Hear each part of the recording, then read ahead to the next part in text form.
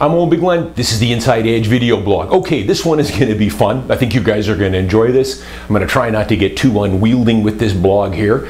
But last week, the BC NDP dropped a real bombshell here, saying that starting next spring 2022, they want to institute a 7-day cooling off period on all real estate transactions. In other words, someone can buy a house, and even when you've got an accepted offer or it's a subject-free offer, there will be a 7-day rescission period, similar to what they have with pre-sale condos, and that a buyer can walk away at the end of 7 days with no recourse.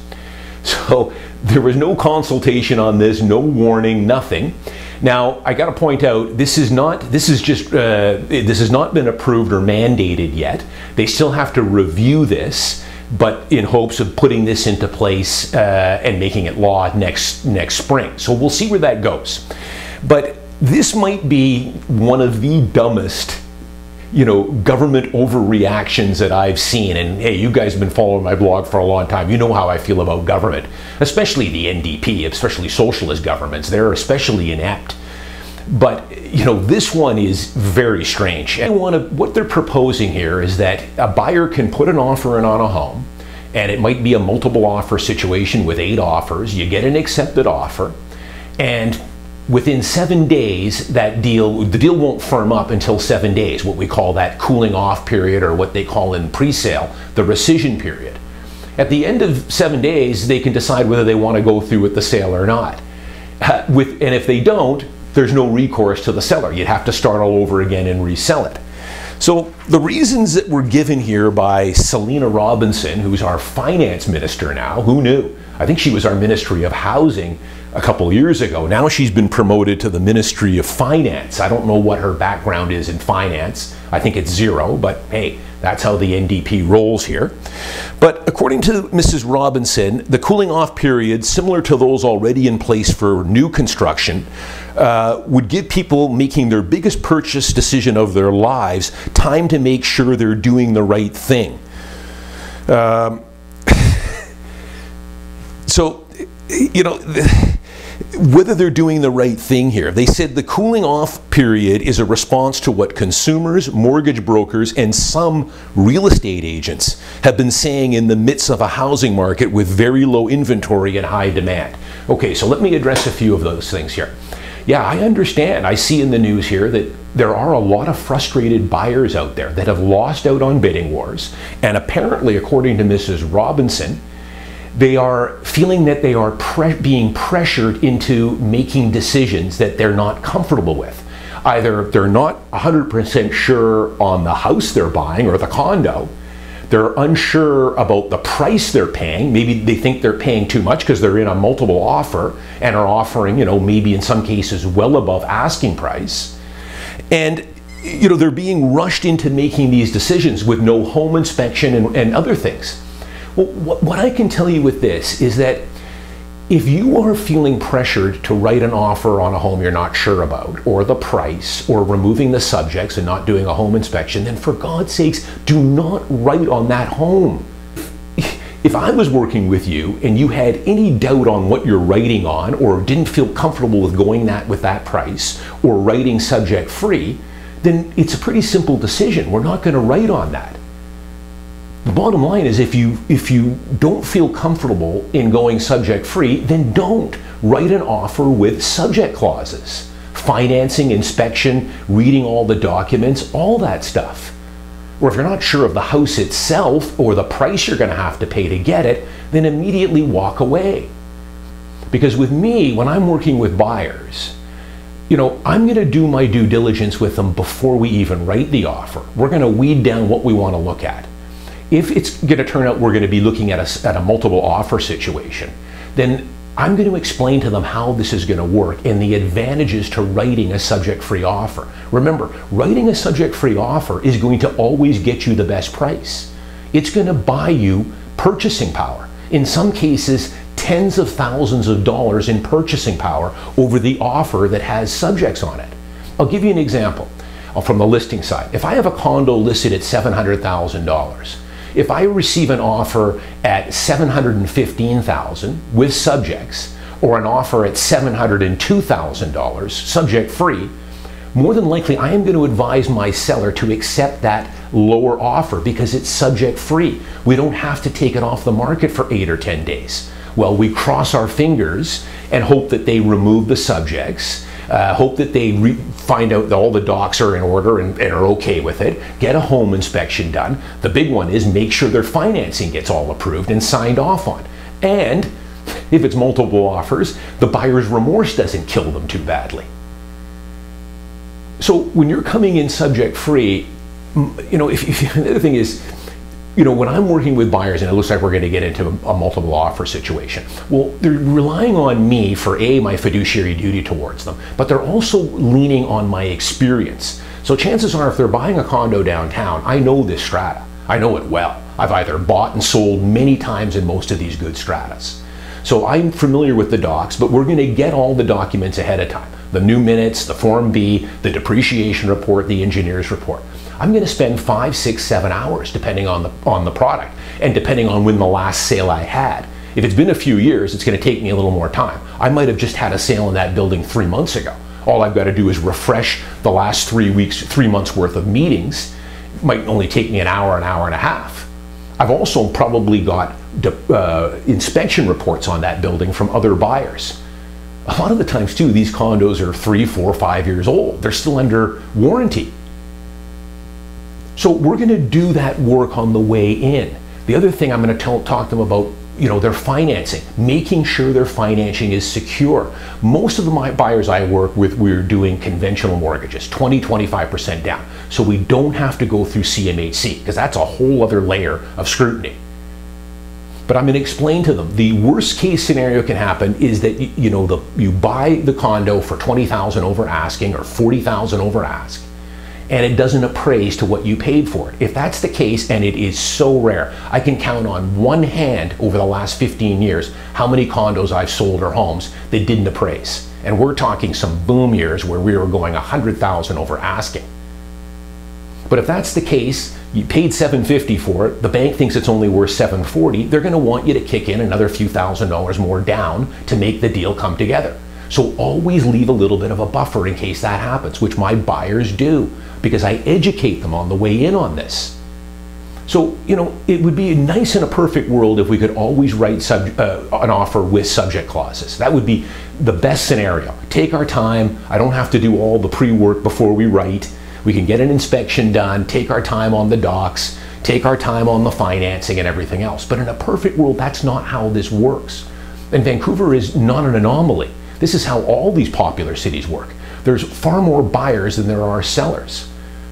So, coming in subject free is buying you extra purchasing power. If they put in a cooling off period, it removes all that. If you look at the testimonials on my website, look at some of the testimonials. I've had hundreds over the years. And any good realtor is in Vancouver, and there's lots of us downtown in the same league as I am. There's a core group of us. If you look at the testimonials of the elite realtors, a lot of the testimonials will say, especially on the buying side, but on the listing side too, because it's just as stressful. But they'll always say, Owen, working with Owen, he put us at ease. He made us comfortable with the process. He educated us as we went along on what we were doing, what we were offering on, what to look for in the documents, what to look for, when we're looking at units. What are the things we want, what we don't, or secondary items. That's what a good realtor will do. And that's why I've often said all realtors are not created equal here. If you're looking to buy a downtown condo, especially in a 1-bedroom or 2-bedroom, where for most of the time we are in a seller's market, 80% of the time. So the good units, the good condos are most of the time you are going to get into competition. And if you're in competition, my job is to help strengthen your offer. And if that means sometimes going in subject free, let's do it. But we're not going to just do it willy-nilly. I'm going to spend the time. I know the strata. We're going to read the docs. The other thing too, remember, you're always more than welcome to get a pre-inspection done before offer night. I always leave 2 days open before offer night for anyone that wants to get an inspection done. Most people don't do it because most people in, let's call it in downtown Vancouver or Mount Pleasant or Kitts or Fairview, most of these people are putting down conventional mortgages. They have a buffer, so the financing is pre-approved, no problem. The other thing is a lot of times we're buying condos that are still under warranty, so they're not giving up a whole lot on the inspection.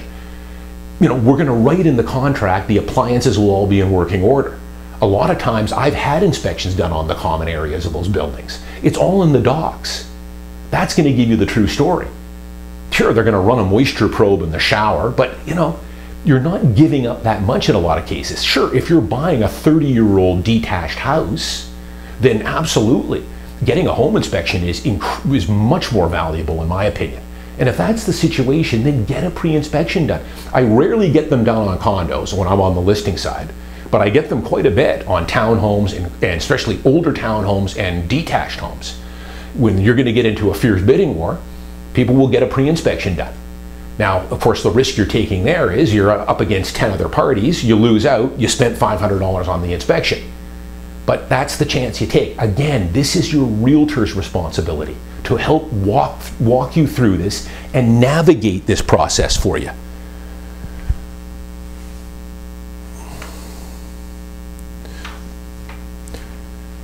You know, I don't know what this is going to solve here. I really don't. And what they're trying to do is kind of homogenize the buying process here, eliminate some of the skills that the high-level realtors have developed. Because remember, this has taken me 20 years to develop. I know every good strata in the Vancouver area I've been in, and many of them I've sold or listed in. Occasionally we come across, there's always new condos coming online and some that I'm not all that familiar with. But I've got a pretty deep database of a lot of the stratas, the ownership makeup, the depreciation reports are on file. A lot of times I've bought or sold in that strata quite recently, within the last 10 or 12 months.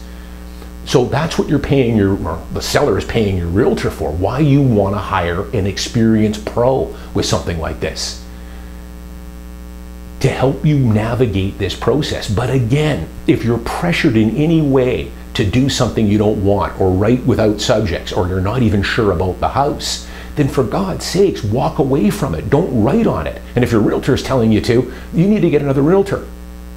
You know, just final thing here, we're not even sure how this whole thing would work. Let me give you a scenario how this might happen. Let's say this does come into place. You know, I list a nice condo in Yaletown, I get 11 offers on it.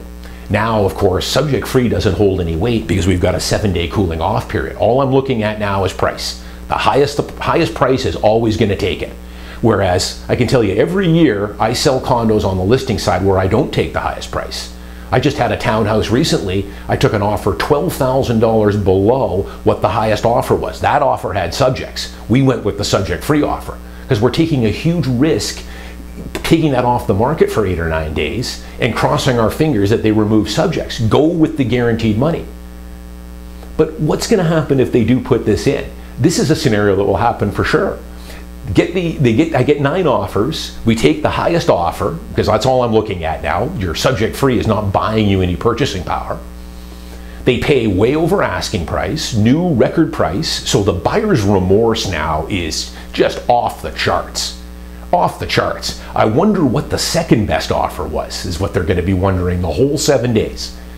Then they're either going to not remove subjects because, hey, we've had a buyer's remorse, our friends told us we overpaid, and hey, there's going to be a correction coming on down the road, and interest rates are going to go up. Why would you buy now? Or here's another scenario. They buy the unit, they're waiting in the rescission period, and then another unit in the same strata, but a better unit comes up. Gets listed 4 days later. Honey, look at this. This is the floor plan we wanted. It's a higher floor, and it's got a better balcony facing south. What are they going to do? Call the realtor, terminate that first offer is pending, and we're going to go after this one. So there's got to be some recourse here for the sellers on this. You can't walk away from a firm deal.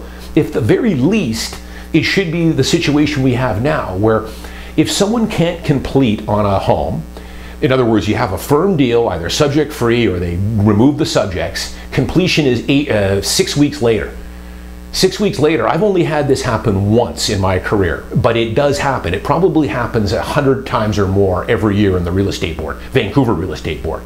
It's not that uncommon that they can't complete the deal. Either it can be all kinds of things. They got a divorce in between, they lost their job, they became disabled, or the bank wouldn't lend them the money. And now they can't complete. Now you're in serious trouble if you're a buyer with that. What will happen there is, of course, those deposit funds are held in trust, and those will not be released back to the buyer. They will be held. Now the seller will relist the home and sell it. If they are not able to match that price that the original buyer gave them, they will sue that original buyer for the damages, for the difference, and for any legal costs or damages. And Google this, there's hundreds of these cases in the Vancouver Real Estate Board over the years. The buyer will get their head handed to them every time. They have no way out. They will always favor the seller in something like that. Now, I've only had this happen once in my career. I've had it happen a couple of times close, where we had to extend the completion date by a few days to get the deal put together. But I've only had it happen once. This was many years ago. The guy could not get the financing. It was a detached house. It was a tear-down home, builder lot. Could not do it. We held the deposit funds, which I believe were substantial. They were around $80,000, $90,000 we were holding. Now, as luck would have it for him, I relisted the home and I ended up selling it slightly more than what his accepted offer was 2 months earlier. So he got off. We released the funds to him.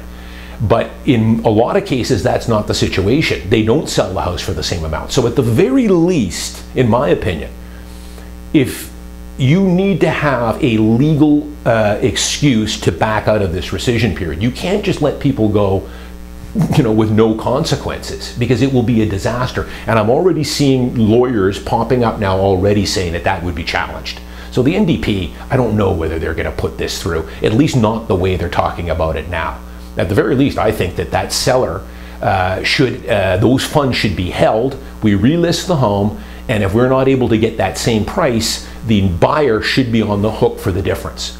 That would be the only thing that's fair, because, you know, there's two parties to a transaction, the seller and the buyer. Well, with this kind of thing, you know, the sellers are all going to be against this. And I would argue that a good percentage of the buying side, the ones I work with, would also be against this cooling off period. Because again, I'm working with buyers that I'm educating. We're looking for advantages here on how we can get it at a better price. We're going to read the docs going in, maybe get a pre-inspection. We're all pre-approved. I'm going to educate them on this. The only ones who would be in favor of this would be a realtor that doesn't want to do that kind of thing, or doesn't have the experience to be able to navigate that. So we'll see where this goes. You guys can give me your comments on it. I know some people are going to say, of course, Bigland doesn't like this thing. It's just going to add another layer of bureaucracy, which it is. You know, I've come to the realization here, you know, this is never going to end. Every year they're piling more stuff on, making the sale, buying and selling of real estate in Vancouver and in BC more and more difficult. The government has their fingers on more and more things. In some cases it might be okay. This one, I don't think it's a good idea, but if it comes to fruition next year, so be it. It's not going to affect my business whatsoever. I'm still going to sell every bit as many homes as I always did. But it is going to be another wrinkle for the seller, and we'll have to see. I think there'll have to be some sort of consequences here if a buyer does walk away. Final thing too, I'll just talk about quickly too here. I don't want to ramble on here too much. You know, Mrs. Robinson was saying that, hey, you know, it's a good idea in pre-sales. They've been doing that forever. So we should, you know, transfer that over to the resale market. The difference between a pre-sale contract and selling on the MLS on a resale is night and day. You know, when a developer is selling pre-sales, he's selling 200 or 300 units. He's got a display center. He's moving 30, 40, 50 units a week in the early weeks, maybe even 100 on the opening weekend. Of course you need a 7-day rescission period, because A, you're dealing with the developer's contracts. They're all unique. They're totally different than the contract to purchase and sale I'm using. They're all heavily weighted towards the developer, so you need time to decipher that.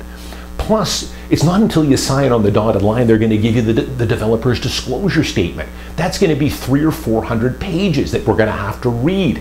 At least decipher some of the main things, like the like the outside date and changes and any amendments that can be done to the contract. So it's not too much to ask for 7 days on that. I can tell people that you'd be surprised at how many of those pre-sales don't pass the rescission period. You might be buying a unit that's been sold 4 times and never made it through the rescission period. But it's totally different in the resale market, because there we're on the MLS. They're not on the MLS through the developer. We're racking up days on market, and there's a history of this that you don't have with pre-sale. So if you get an accepted offer and they don't finalize the deal through the cooling off period, now we've lost all our marketing momentum. Our days on market are built up and we have to start from scratch. The chances of me replicating that again, it can happen, but it's rare. You really have that first week of showings and then offer night to get the best price generally. So that has to be addressed. What is the recourse for the sellers on something like that? It's a very poorly thought out proposal here, which is so typical with government, especially the NDP. They want to make it look like they're helping the little guy, the disenfranchised ones that are losing out on offers. It's not going to do that, and it's going to make prices more expensive. You'll see, but we'll see if this comes around. I think this is it's got so many holes in it. We'll see what happens. I'm going to reserve any more opinion on this until next spring, because the rest of it from here on in is just hearsay. Who knows? Feel free to comment, but we'll wait until next spring to revisit this cooling off period and if it comes to fruition. I'm Owen Bigland. As always, thanks for watching. I'll see you next week.